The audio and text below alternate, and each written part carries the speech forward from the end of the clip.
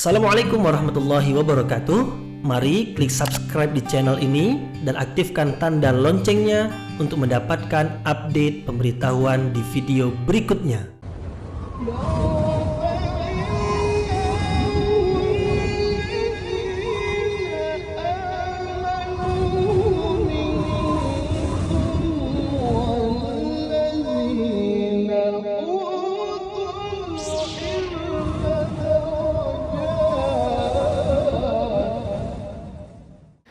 A'udzu billahi minasyaitonir rajim. Bismillahirrahmanirrahim. Assalamualaikum warahmatullahi wabarakatuh. Alhamdulillahi rabbil alamin wa bihi nasta'in ala umurid dunya waddin nasta'inuhu wa nastaghfiruh wa na'udzu billahi min shururi anfusina wa min sayyiati a'malina. فمن يهده الله فلا مضل له ومن يضلل فلا هادي له أشهد أن لا إله إلا الله وحده لا شريك له وأشهد أن محمدا عبده ورسوله لا نبي بعده أما بعد. Kita bersyukur kepada Allah Subhanahu wa taala yang masih melimpahkan rahmat dan nikmatnya. Kita bersyukur dengan memuji Allah, yaitu dengan mengucapkan alhamdulillahi rabbil alamin. Kemudian tidak lupa pula bersalawat kepada Rasulullah dengan mengucapkan Allahumma salli ala sayyidina Muhammad wa ala ali sayyidina Muhammad, dan bersalam kepada Rasulullah dengan ucapan Assalamu alayka ya Rasulullah. Alhamdulillah kita dapat kembali melanjutkan pengajian tafsir ayat-ayat suci Al-Quran yang insya Allah kita akan teruskan kepada ayat yang ke-116, 117, 118 dan 119 dari suratul Nahl, yaitu dari ayat 116 hingga ayat 119 yang menerangkan tentang Allah Subhanahu wa taala adalah yang memiliki hak mutlak di dalam menetapkan halal dan haram. Tidak ada sesiapapun dari makhluk yang diberi hak oleh Allah untuk menetapkan halal dan haram. Dalam hal makanan, umpamanya makanan halal dan haram, pakaian halal dan haram, atau apa saja perbuatan dalam pergaulan sesama manusia, yang berhak menetapkan halal dan haram itu hanyalah Allah Subhanahu wa taala. Kalau kita mengatakan Rasulullah menetapkan juga halal haram, maka sebenarnya Rasulullah menetapkan itu dengan wahyu dari Allah Subhanahu wa taala. Berarti pada hakikat sebenarnya yang menetapkan itu adalah Allah. Karena tidaklah yang disabdakan oleh Rasulullah itu melainkan ia adalah wahyu yang diwahyukan. Wa ma yantiqu 'anil hawa in huwa illa wahyu yuha. Tidaklah yang disabdakan oleh baginda Rasulullah melainkan ia adalah wahyu dari sisi Allah. Jadi apabila Rasulullah menetapkan halal haram, pada hakikat sebenarnya yang menetapkan itu adalah Allah Subhanahu wa taala. Tetapi ada sebahagian manusia yang menetapkan halal dan haram untuk diri mereka. Jadi mengabaikan Allah Subhanahu wa taala yang berhak menetapkan halal haram, seperti yang dilakukan oleh orang-orang Yahudi pada masa dahulu. Mereka menetapkan sendiri mana yang halal bagi mereka dan mana yang haram bagi mereka. Nah, mereka yang menetapkan halal haram dengan kehendak hawa nafsu, mereka telah melakukan kerusakan dalam kehidupan. Karena halal haram itu adalah syariat. Syariat itu tujuannya untuk menjaga kebaikan atau kemaslahatan kehidupan manusia. Nah, siapa yang berhak untuk menjaga kemaslahatan hidup atau terjaganya kemaslahatan hidup itu adalah apabila yang mengatur kehidupan itu adalah Allah. Karena Allah Maha mengetahui tentang kehidupan manusia. Allah yang menciptakan manusia, maka tentulah Allah yang Maha mengetahui segala sesuatu berkaitan dengan kehidupan manusia. Sementara manusia memiliki ilmu sedikit, tidak mungkin dengan ilmu yang sedikit itu mereka mampu untuk menetapkan sesuatu itu dengan tepat. Maka dalam ayat ada dalam Al-Quran bahwasanya boleh jadi yang kamu kira baik yang kamu anggap baik tetapi rupanya buruk bagi kamu, dan boleh jadi yang kamu anggap buruk rupanya baik. Mengapa bisa demikian? Sebabnya adalah karena manusia memiliki ilmu sedikit. Maka berapa banyak undang-undang yang dibuat oleh manusia hari ini, mereka bersepakat inilah yang terbaik untuk bangsa dan negara kita, jadi undang-undang itu. Tetapi setelah 5-10 tahun undang-undang itu diamandemen. Datang orang berikutnya, bahwasanya ini sudah tidak layak, tidak relevan, tidak sesuai lagi untuk kita jalankan di negara kita ini. Akhirnya dirubahlah undang-undang. Nah, Allah Subhanahu wa taala semenjak Al-Qur'an ini diturunkan sampai hari ini tak ada amandemen Al-Qur'an. Pernah dengar amandemen Al-Qur'an? Siapa yang berhak atau mampu untuk merubah Al-Quran? Tidak ada. Bahkan Allah menjaga Al-Quran itu dari usaha orang-orang tertentu yang mencoba untuk merubah Al-Quran. Inna nahnu nazzalna dzikra wa inna lahu lahafizun. Sesungguhnya kami yang menurunkan Al-Quran itu dan kami yang menjaga memeliharanya. Maka syariat yang Allah turunkan itu adalah untuk menjaga kemaslahatan, dan supaya terjaga kemaslahatan manusia, Allah jaga syariat itu dari perubahan. Bisa sesuai untuk sepanjang zaman, bisa, sebab yang menetapkannya itu adalah yang maha mengetahui segala sesuatu. Nah, itu muqaddimah. Itu sebagai pendahuluan. Lalu kalau ada orang yang melanggar syariat tersebut, sudah jelas dalam syariat ini halal, ini haram, kemudian ditetapkan pula yang lain. Yang Allah halalkan dia haramkan, yang Allah haramkan dia halalkan, maka orang seperti ini telah mendustakan kebenaran. Nah, itu dia kata dusta, yaitu telah berbohong. Nah, untuk meyakinkan manusia, sampai-sampai yang berbohong itu mengatakan inilah yang Allah tetapkan, padahal yang Allah tetapkan lain. Nah, yang mereka tetapkan pula lain pula, tapi mereka berani mengatakan ini adalah yang dikehendaki oleh Allah, sebenarnya untuk menguatkan apa yang mereka sampaikan. Tetapi itu hanyalah dusta. Maka siapa yang mengada-adakan dusta atas nama Allah Subhanahu wa taala sehingga menetapkan yang tidak ditetapkan oleh Allah kehalalannya atau keharamannya, mereka itu tidak akan pernah beruntung di dunia ini ataupun di akhirat nanti. Di dunia ini akan sengsara, dan di akhirat nanti akan disiksa. Jadi sudahlah, kalau kita memang orang-orang beriman, akur sajalah. Sami'na wa ata'na, kami dengar, kami taat, kami patuh. Tetapi orang-orang Yahudi, kami dengar, sami'na wa asaina, kami langgar. Maka disebutkan di dalam ayat yang ke-118 bahwasanya ada orang-orang Yahudi yang mengharamkan ke atas diri mereka apa yang Allah halalkan. Akhirnya Allah Subhanahu wa taala pula mengharamkan ke atas mereka yang sebenarnya sepatutnya halal bagi mereka. Akhirnya menjadi sempit, makanan mereka menjadi terbatas.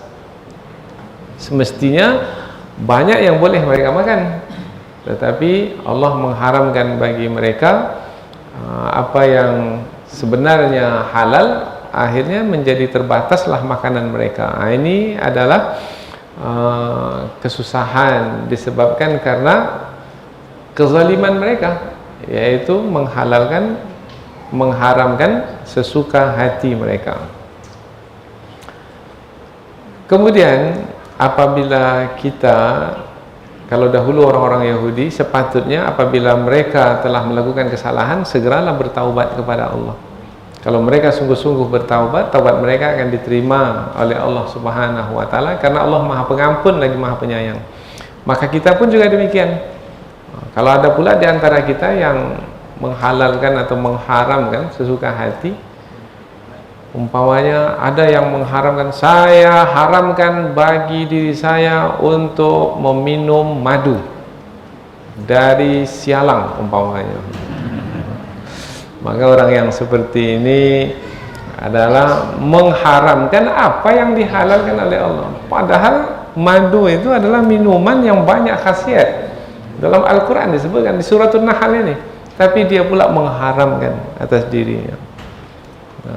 Saya tidak mau minum dengan air yang diletakkan gula pasir di dalamnya. Saya hanya mau dengan gula aren, anau. Haram bagi saya untuk menggunakan gula pasir dalam minuman. Oh, jangan, diharamkan. Itu adalah yang dihalalkan oleh Allah Subhanahu wa taala. Nah, yang Allah haramkan. Haram bagi saya meminum minuman keras. Betul lah tuh. Karena memang Allah telah haramkan. Innamal khamru wal maisiru wal ansamu wal azlamu rijsun min amali syaitan fajtanibuhu. Nah, apabila mau bertaubat setelah melakukan kesalahan, yaitu menetapkan halal dan haram sesuka hati, nah maka Allah akan menerima taubat. Apalagi dalam menetapkan itu, menetapkan dengan kebodohan, tak tahu, akhirnya melakukan kesalahan. Maka siapa yang melakukan kesalahan karena ketidaktahuan, karena kebodohan, kemudian dia bertaubat, sungguh-sungguh memperbaiki diri, Allah Maha Pengampun lagi Maha Penyayang. Taubatnya akan diterima oleh Allah, insyaallah. Inilah dia 4 ayat yang akan kita pelajari. Jadi penyampaian di pendahuluan ini adalah untuk menyiapkan diri kita bahwasanya kita sekarang ini sedang membahaskan tentang Allah yang memiliki hak tunggal, yaitu yang berhak untuk menetapkan halal dan haram, dan Allah tak berikan sesiapa hak itu, hak penetapan halal dan haram itu. Karena apabila diberikan kepada manusia, bisa nanti akan berlaku pengrusakan nilai di dalam hidup ini. Disinilah letak ketinggian agama Islam, yaitu Allah Subhanahu wa taala untuk menjaga kemaslahatan hidup manusia, Allah sendiri menetapkan halal dan haram, baik dan buruk itu, sehingga kepentingan manusia itu terjaga dengan baik. Kalau dibiarkan kepada manusia, apalagi kalau sudah mendapat gelar S3, dibolehkan menetapkan halal dan haram sendiri, pokoknya Allahu Akbar, berapa banyaknya S3 itu. Maka yang doktor ini menghalalkan, yang doktor itu pula maka akan berlaku kekacauan nantinya.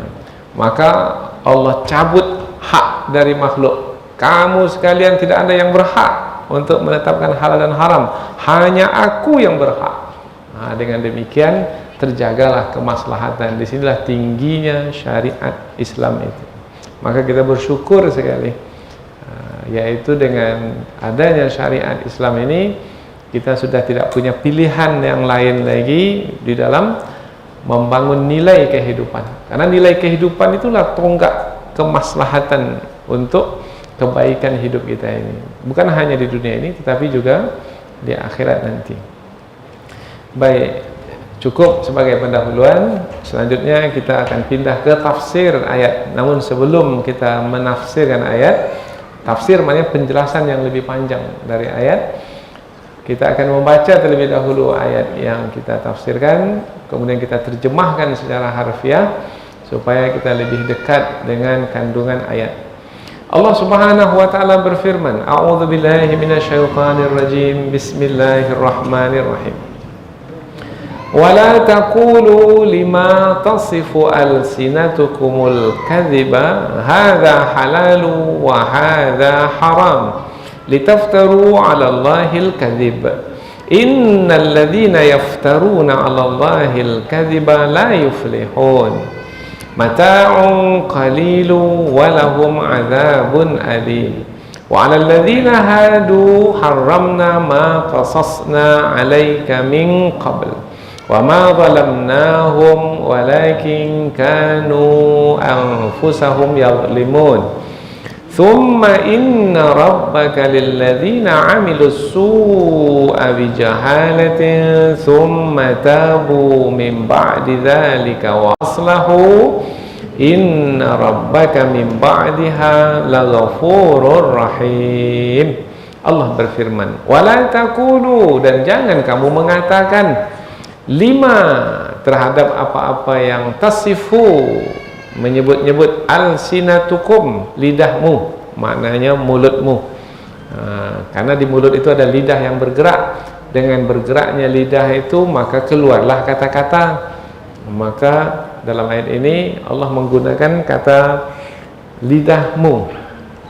Dan janganlah kamu mengatakan terhadap apa yang disebut-sebut oleh lidahmu al-kadhiba, secara dusta, dengan mengatakan hadza, ini halal, halal, wa hadza, dan ini haram, haram. Oh, jangan. Litaftaru, untuk kamu mengada-adakan Allah, atas nama Allah, al-kadhiba, dusta. Yaitu dengan mengatakan ini halal, ini karena Allah menghalalkannya, padahal dia tidak berdasarkan ayat Al-Quran atau hadis Nabi dalam menetapkannya.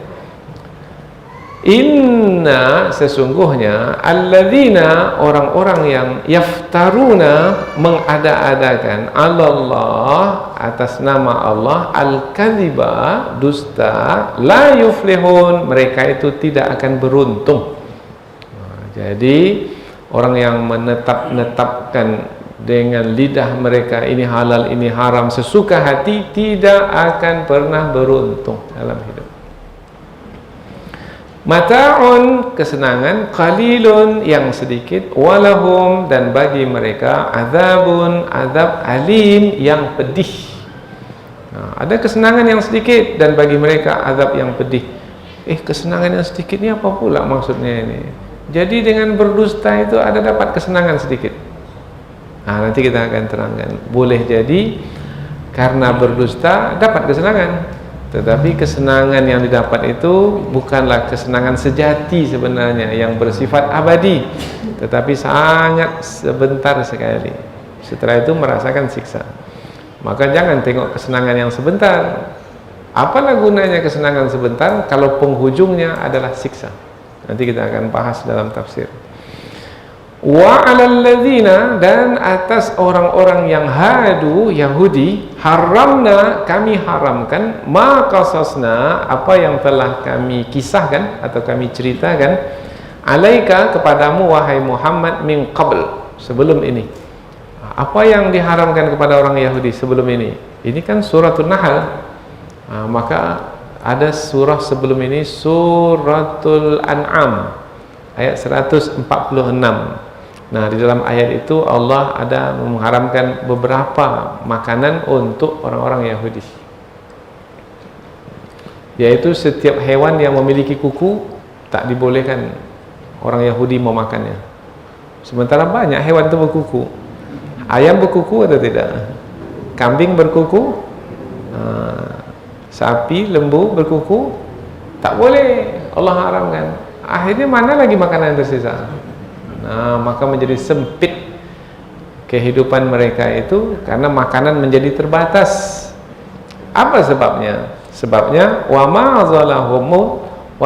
zalamnahum, dan tidaklah kami menzalimi mereka, walakin kanu anfusahum yadzlimun, akan tetapi mereka sendirilah yang menzalimi diri mereka.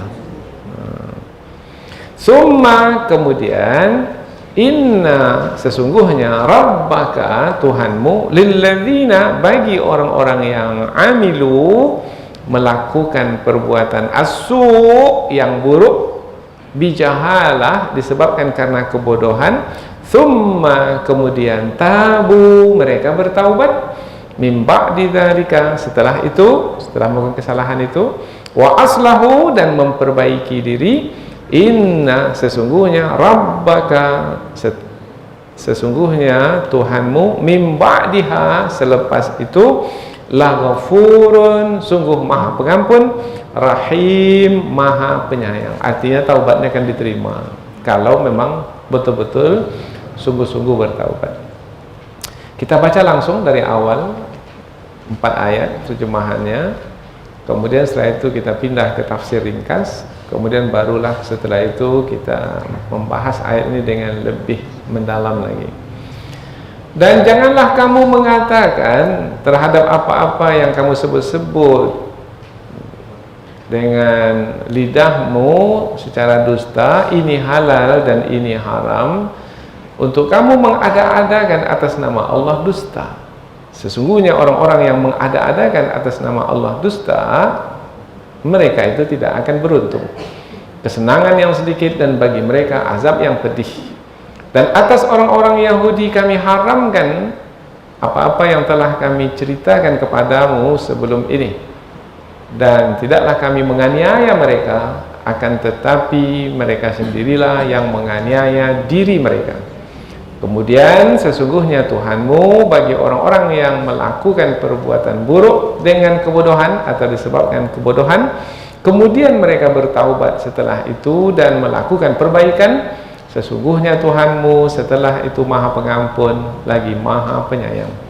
Jadi 4 ayat yang akan kita pelajari ini menerangkan bahwasanya yang berhak untuk menetapkan halal dan haram itu hanyalah Allah Subhanahu wa taala. Dan untuk terjaganya kemaslahatan hidup kita, kita mengetahui mana yang hak, mana yang halal, mana yang haram. Mesti kita tahu mana saja yang halal dan mana saja yang haram. Mengapa kita mesti tahu? Sebabnya adalah setiap yang Allah halalkan pasti baik, setiap yang Allah haramkan pasti buruk. Nah, ketika Allah memerintahkan kita untuk mengambil yang halal-halal saja, berarti untuk kebaikan kita mendapatkan kebaikan. Dan ketika Allah melarang jangan ambil yang haram-haram, berarti supaya kita terhindar dari keburukan, maka dapat juga kebaikan. Nah, jadi untuk mendapatkan kebaikan, mestilah kita belajar, hadir ke majelis ilmu, dapatkan pengetahuan mana yang halal, mana yang haram. Maka banyak yang bertanya, Ustaz, ini apa hukumnya? Halal atau haram? Nah, maka apabila dijawab halal, buatlah, ambillah, makanlah. Kalau disebut haram, tinggalkanlah, jauhilah. Tapi, tak ada tapi-tapi. Ini yang bertapi-tapi ini dia ingin yang diharamkan itu dihalalkan untuknya, karena dia menganggap bahwasanya itu adalah baik baginya. Itu anggapan, boleh jadi anggapan kita itu adalah anggapan yang salah, karena belum tentu lagi yang kita anggap benar itu adalah benar. Dan lebih buruk lagi kalau anggapan kita itu datangnya dari bisikan syaitan, karena syaitan pandai sehingga yang dia bisikkan itu nampak seperti benar, tetapi sebenarnya adalah salah, sesat sama sekali. Maka kita belajar mana saja yang Allah halalkan, mana saja yang Allah haramkan. Tak tahu, bertanya. Sudah tuntaskah halal dan haram dalam Islam? Sudah. Sudah jelas halal haram. Kalau tak tahu, bermakna kita kurang belajar. Kalau ragu-ragu, bertanya kepada orang yang mengetahui. Fas'al bihi khabira, tanya kepada orang yang pakar.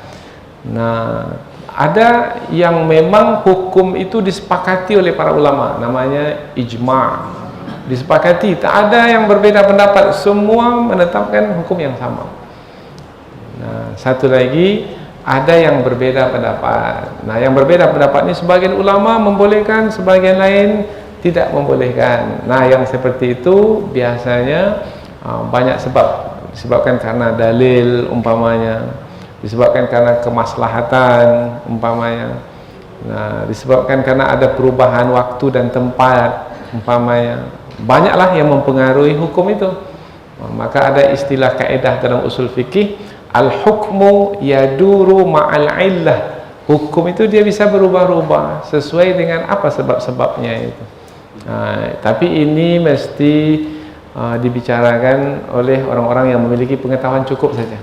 Nah, kalau orang awam tak berhak untuk membicarakan ini, karena nanti bisa jadi tergelincir, sehingga tanpa pengetahuan, tanpa ilmu yang cukup, bisa saja menyatakan yang halal itu haram dan yang haram itu halal, dan akibatnya adalah tidak akan beruntung dalam hidup.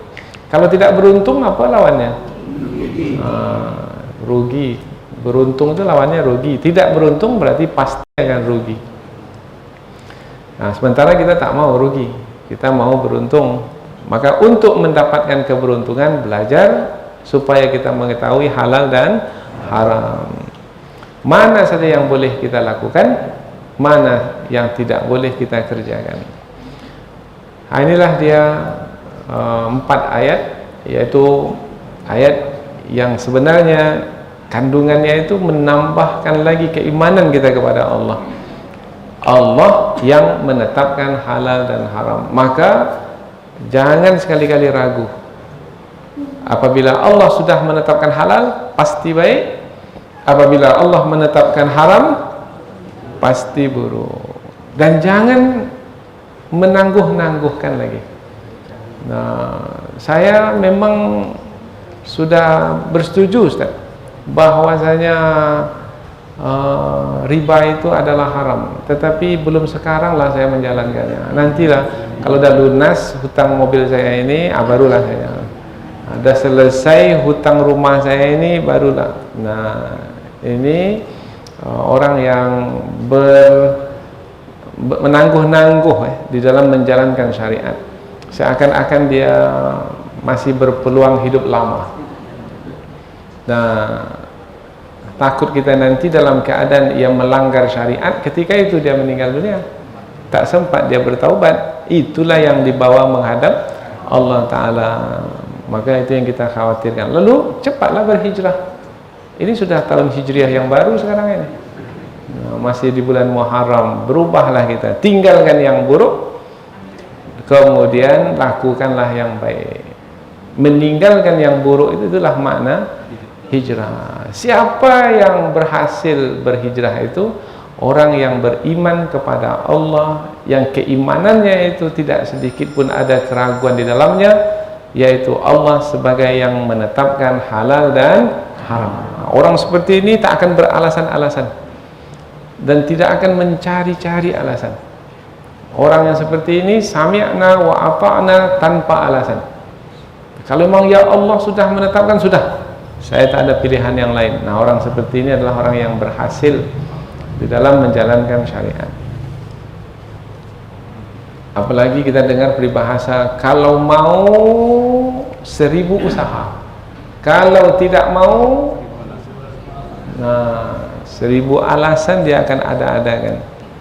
Nah, maka banyak orang yang sampai hari ini belum juga menjalankan syariat agama itu dengan sepenuhnya, padahal kita diperintahkan untuk menjalankan syariat itu dengan sepenuhnya. Jangan pilih-pilih. Nah, tanpa terkecuali, udkhulu fis silmi kafah, masuklah ke dalam Islam secara keseluruhan. Dalam ekonomi, ekonomi Islam. Dalam politik, politik Islam. Dalam keluarga, keluarga Islam. Dalam pendidikan, pendidikan Islam. Semua tanpa terkecuali Islam.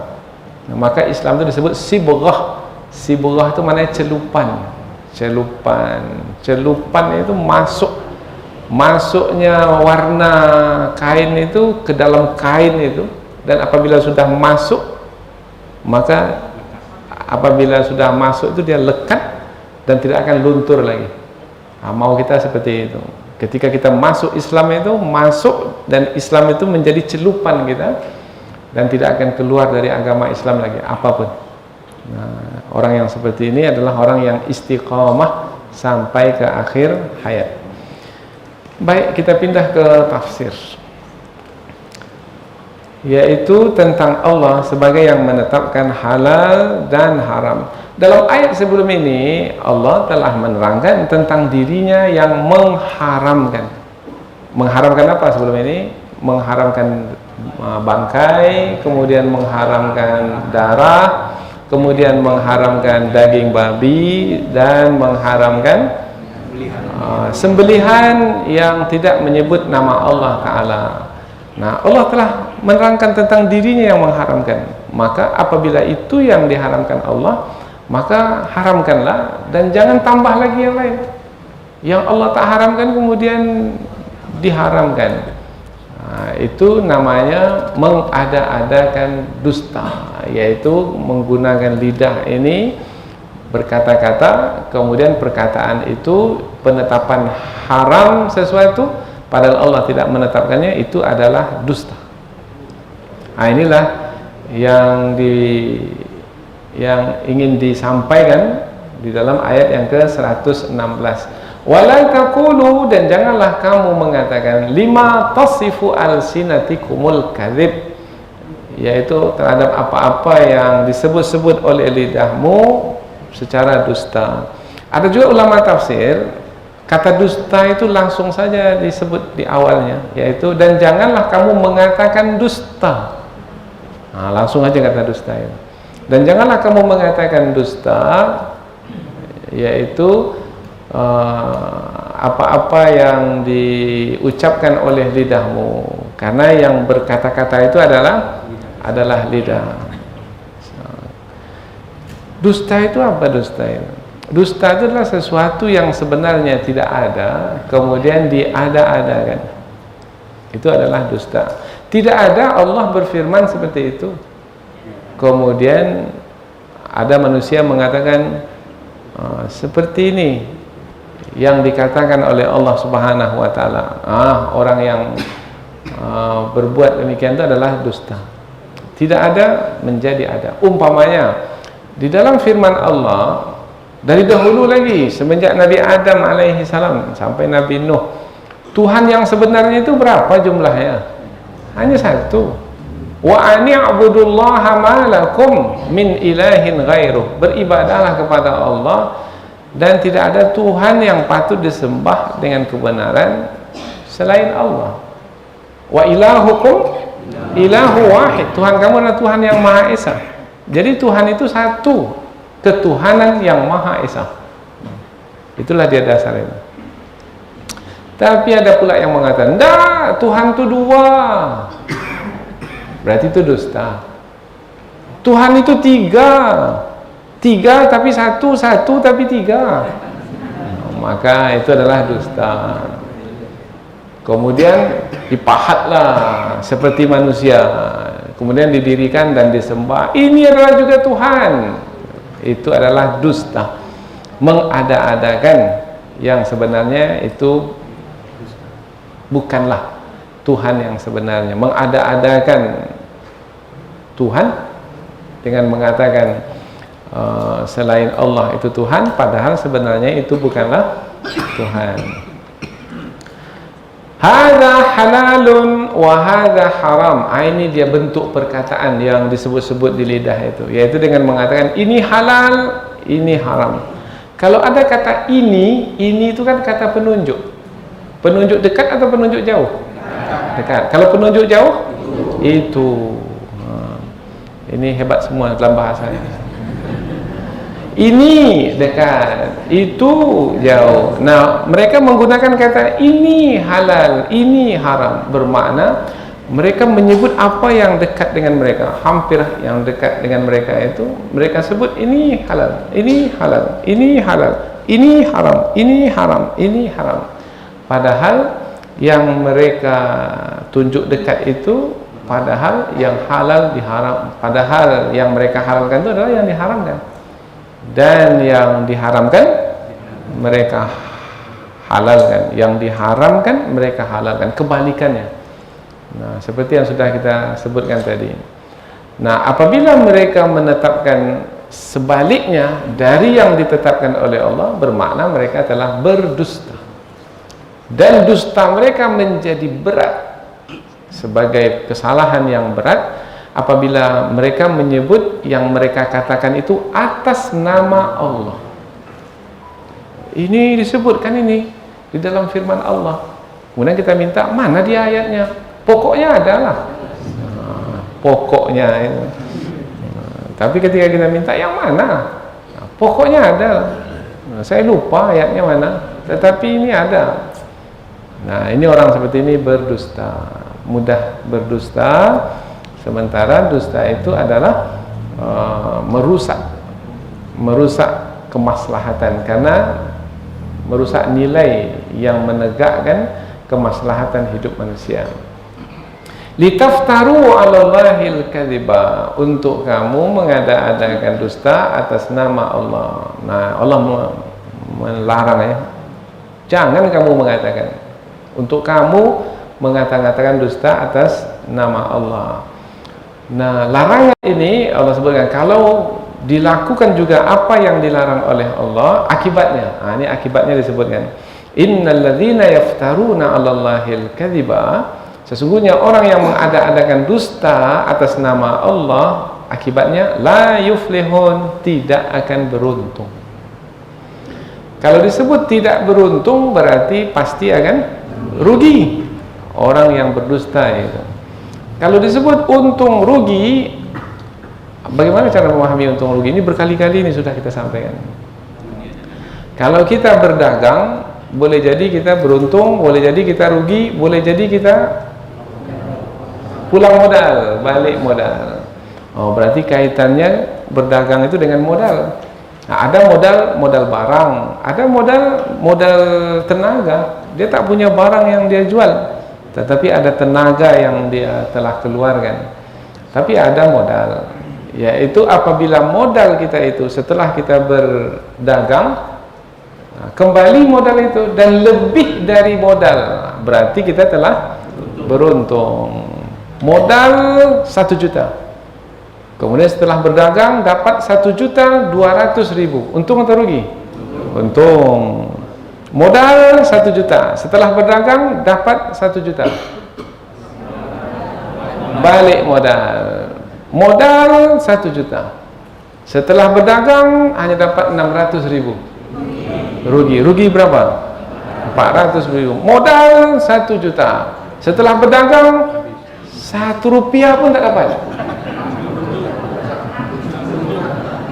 Modal 1 juta, setelah berdagang berhutang 5 juta, bangkrut, sudah muflis ya.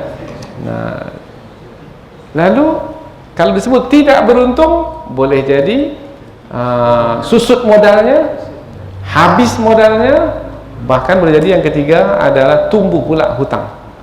Nah, inilah orang yang merugi. Nah, kalau kita bawa kepada kehidupan kita, yaitu mereka tidak beruntung, berarti ada modal yang telah susut. Nah, kita ketika lahir, apa modal yang kita bawa? Fitrah yang suci. Kita ketika lahir ada bawa dosa? Tidak. Ada bawa pahala? Tidak juga, karena kita tak pernah melakukan ketaatan. Maka tidak ada pahala, tidak ada dosa, dan ada modal fitrah yang suci. Itu modal ketika lahir ke dunia. Kemudian hiduplah, sudah dewasa, baligh, kemudian beramal. Ketika beramal, amalnya amal yang baik, amal saleh, dapat pahala, kemudian meninggal dunia dengan membawa pahala, tak ada dosanya. Untung atau rugi? Untung, karena ketika lahir tak bawa pahala, ketika meninggal dunia bawa pahala, untung. Ketika lahir ke dunia tak ada pahala, tak ada dosa. Ketika meninggal dunia tak ada pahala pun tak ada dosa, karena baru saja bertobat, lepas itu mati. Nah, tak sempat beramal soleh. Contohlah umpamanya dosanya sudah terhapus, atau belum lagi besar, dewasa, masih kecil, maka belum dihitung apa-apa amalnya itu. Maka di atas fitrah yang suci itu dia meninggal dunia kembali. Itu namanya pulang modal. Nah, tapi ada pula ketika lahir ke dunia ini memang tidak ada pahala, tetapi tidak ada dosa. Namun ketika dia meninggal dunia, dosanya berlambak. Tahu berlambak? Menumpuk banyak. Nah, sementara pahalanya ada tapi habis. Karena dia banyak melakukan kemaksiatan, maka habis pahalanya. Mungkin dia riak sehingga terhapus pahala yang dia dapatkan. Nah, orang yang seperti ini beruntung atau rugi? Rugi. Nah, orang yang berdusta atas nama Allah itu tidak akan beruntung, tidak akan dapat pahala. Kalau tidak dapat pahala berarti dapat dosa, rugi. Dosanya apa? Dosanya berdusta atas nama Allah. Maka dosa mana lagi yang paling besar dari berdusta atas nama Allah? Maka ketika disebut la yuflihun, tidak beruntung, bermakna alangkah ruginya manusia apabila berani berdusta atas nama Allah. Nah, ini ayat ini mesti lebih dirasakan oleh seorang guru, karena biasanya guru ini yang menyampaikan. Apalagi banyak yang bertanya, Ustaz, ini hukumnya apa Ustaz? Maka ustaznya ini pun, menurut Bapak yang mana? Ini ada dua ini, halal dan haram, yang mana yang Bapak pilih? Dia ikut selera orang yang bertanya. Maka ustaz ini telah mengada-adakan dusta atas nama Allah. Ustaz yang seperti ini telah menjual ayat-ayat Allah dengan harga yang sedikit. Dia dapat kesenangan dunia. Sambungan ayat, mata'un qalil. Yang mengada-adakan dusta, mengapa seorang itu berdusta? Pasti ada kepentingan yang ingin dia dapatkan. Orang yang berdusta itu selalu ada kepentingan yang ingin dia dapatkan. Karena kepentingan itulah dia berdusta. Kalau tak ada kepentingannya, dia tak akan berdusta. Nah, kepentingannya apa? Dunia yang tidak seberapa. Ya, kadang-kadang jemaah yang bertanya itu pun minta pembenaran dari ustaz, padahal sudah salah. Nah, umpamanya ini pernah ada orang bertanya kepada saya, Ustaz, saya pernah menjabat jabatan, kemudian saya diberi orang uang 3 miliar. Karena jabatan saya itu, maka saya memberikan proyek kepada orang tersebut, kemudian saya dapat 3 miliar Ustaz. Dia mau tanya nih, hukum menerima 3 miliar itu. Kemudian 1 miliar itu saya berikan ke masjid, ada orang pergi umroh, saya bantu, tinggal 2 miliar itu untuk saya. Ini kan boleh Ustaz ya? Kita belum tanya, dia sudah minta dibolehin. Minta pembenaran. Nah, apalagi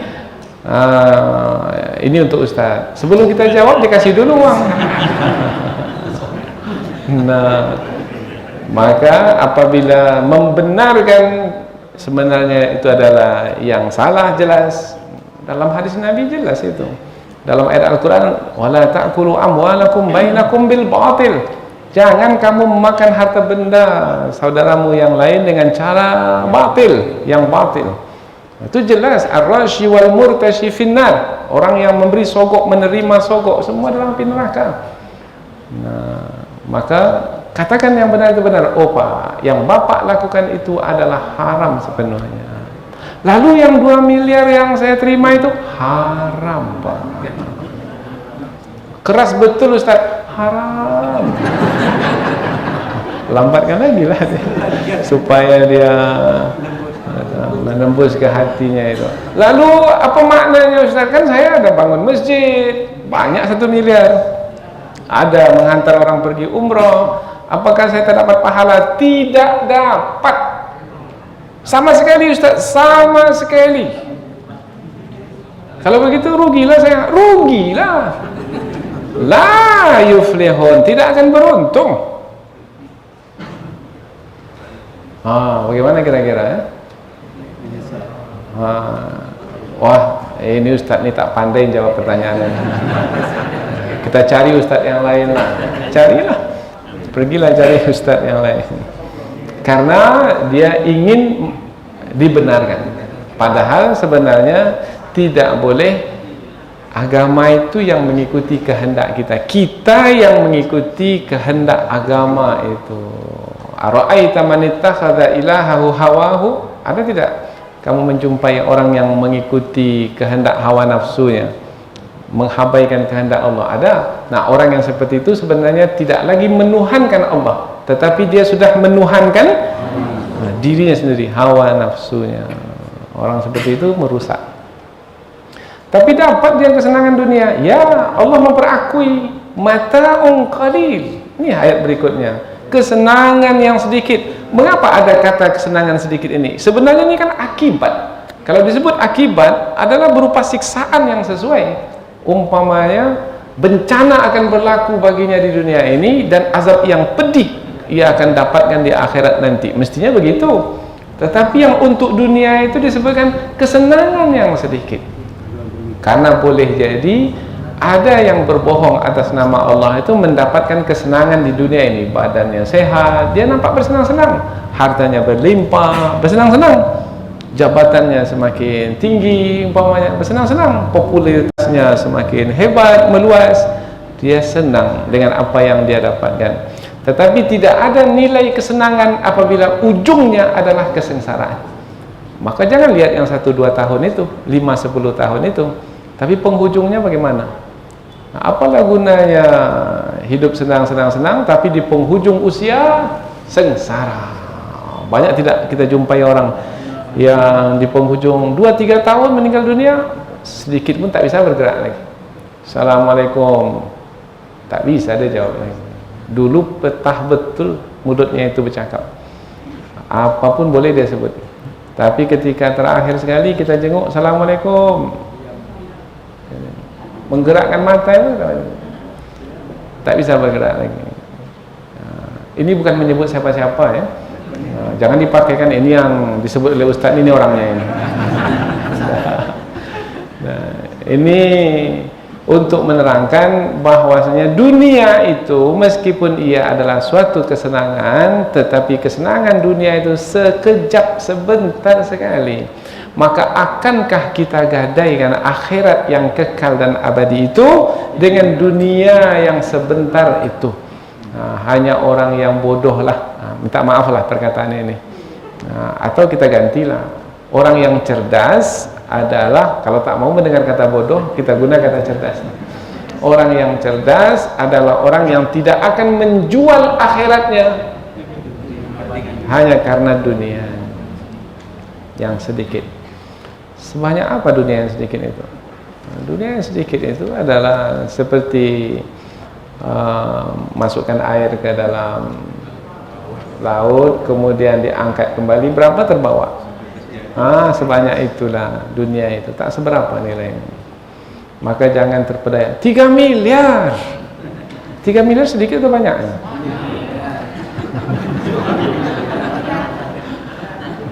Itulah dia. Karena melihat kepada yang 3 miliar itu banyak, 3 miliar. Setelah itu muncul kasus, dilaporkan orang, turun naik pengadilan, habis 5 miliar hanya dalam waktu berapa bulan saja. Jadi 3 miliar itu banyak atau sedikit? Dah berubah pula jawabannya. Tadi katanya banyak.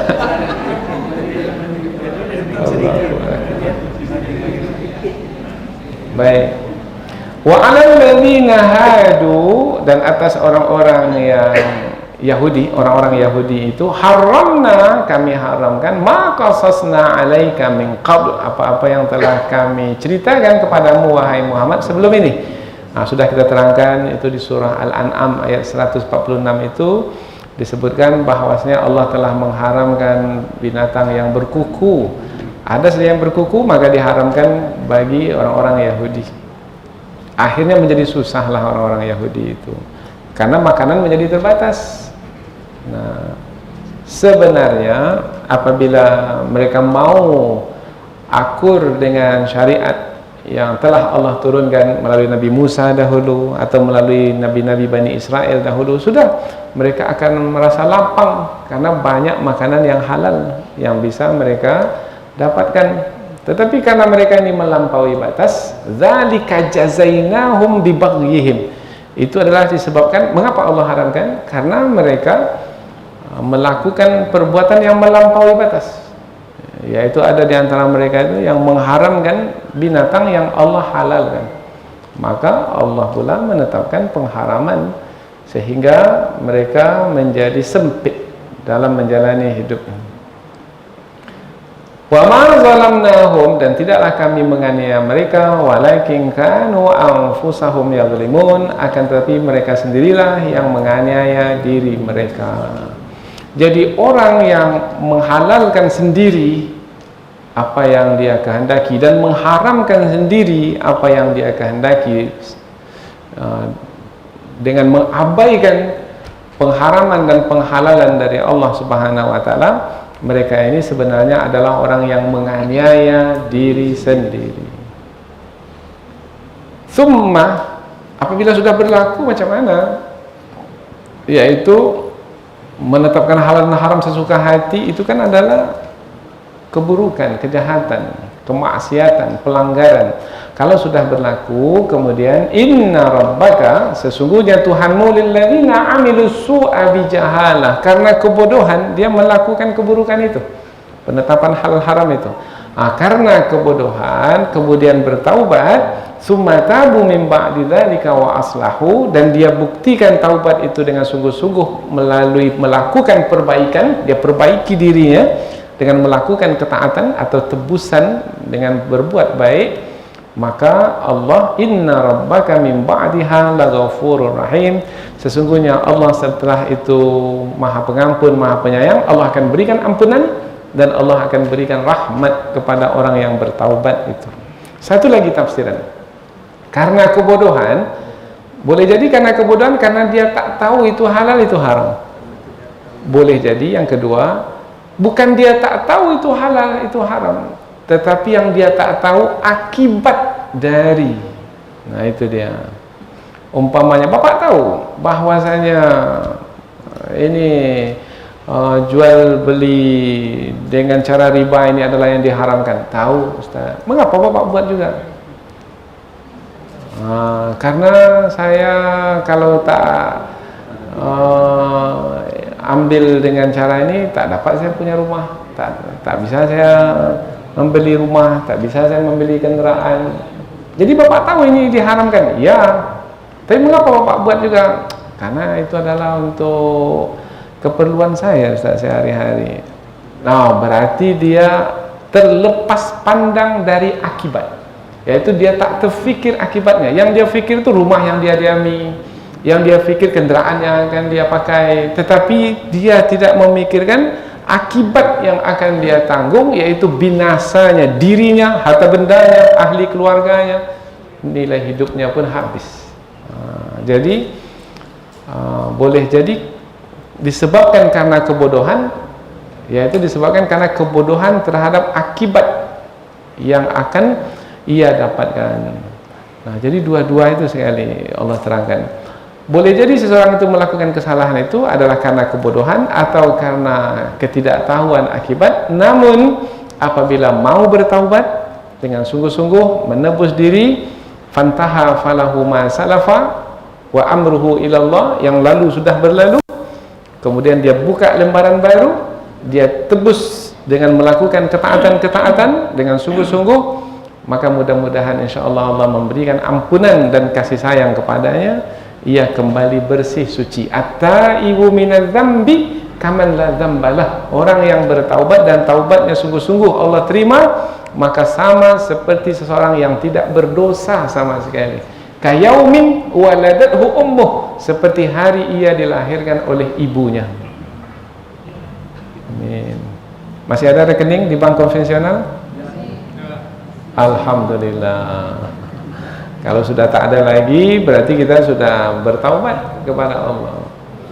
Kalau masih ada juga, oh berarti belum lagi bertaubat. Karena taubat yang sungguh-sungguh itu berhenti dari melakukan kesalahan itu, kemudian menyesali, berhenti, kemudian melakukan kebaikan, ketaatan sebagai menebus kesalahan itu. Bagaimana caranya? Menyampaikan kepada orang lain, saya Pak sengsara saya dengan riba ini, maka Bapak jangan buat lagi, berhentilah Pak, percayalah pada saya sudah merasakan hampir saja rumah saya itu dilelang habis.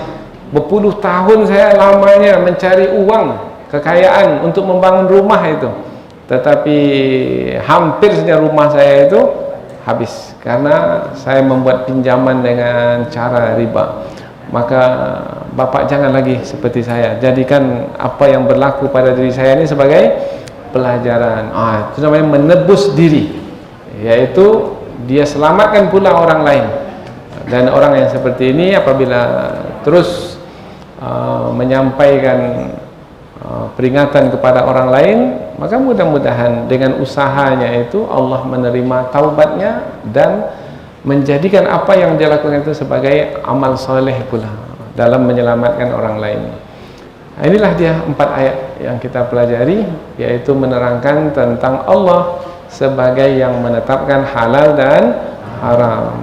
Ada lagi satu yang lebih buruk, yaitu ada orang yang telah mengetahui halal dan haram.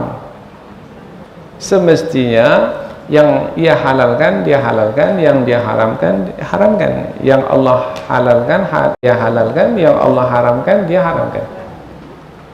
Nah, persoalannya untuk orang lain yang Allah halalkan dia halalkan, untuk orang lain yang Allah haramkan dia haramkan, tapi yang untuk dirinya yang Allah halalkan dia haramkan, yang Allah haramkan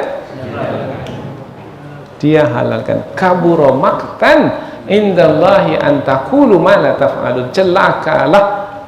Celaka 2 kali, yaitu orang yang lain yang dikatakannya, lain pula yang dilakukannya. Bukan dia tak tahu, dia tahu, tetapi karena ingin mendapatkan kesenangan dunia yang sedikit, kemudian ia menjual akhiratnya yang berharga itu. Bagaimana mungkin yang kekal dan abadi dapat dikalahkan oleh dunia yang fana, yang bersifat sementara ini. Mudah-mudahan dengan ayat-ayat ini semakin kokohlah keimanan kita kepada Allah Subhanahu wa taala, bertambah keyakinan kita kepada Allah yang maha bijaksana dalam menetapkan halal dan haram, sehingga yang halal kita halalkan dan yang haram kita haramkan. Subhanakallahumma wa bihamdika asyhadu an la ilaha illa anta wa astaghfiruka wa atubu ilaik. Wassalamualaikum warahmatullahi wabarakatuh.